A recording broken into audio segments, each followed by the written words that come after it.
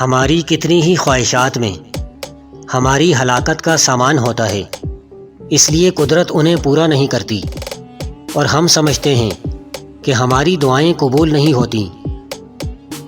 آپ اپنی زندگی سے بھلے خوش نہ ہوں، پر کچھ لوگ ایسے بھی ہیں جو آپ جیسی زندگی جینے کے لیے ترستے ہیں۔ دل ایک پیالے کی طرح ہے، جتنا اللہ کی محبت سے بھرو گے، دنیا کی محبت کی گنجائش اتنی ہی کم ہوگی۔ زندگی اتنی سستی نہیں ہے کہ اسے لوگوں کے تلخ رویوں کی وجہ سے ہرا دیا جائے۔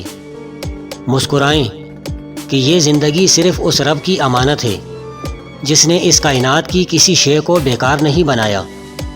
شکر ادا کریں کہ آپ سے محبت کرنے والا کوئی عام نہیں بلکہ اس کائنات کا رب ہے۔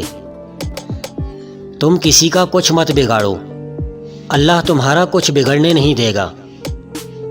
اسلام اتنا خوبصورت مذہب ہے کہ مسکرانے پر بھی آپ کو اجر ملتا ہے، اور یہاں تک کہ غصے کی حالت میں خاموش رہنے پر بھی۔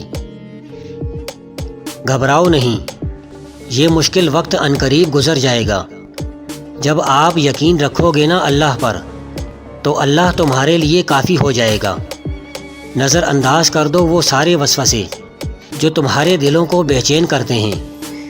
تم مدد مانگو اللہ جل جلالہ سے، پھر دیکھو کیسے تمہاری سب مشکلات کا حل نکل آئے گا۔ میں نہیں چاہتا کہ میری ہر دعا قبول ہو، بس مجھے میرا اللہ مل جائے، یہی دعا قبول ہونا ہی کافی ہے۔ کیونکہ جب اللہ اور تمہارا رشتہ مضبوط ہوگا تو تمہیں کوئی دعا مانگنے کی ضرورت ہی نہیں پڑے گی، وہ خود ہی تمہاری حسرتوں کو پورا کر دے گا۔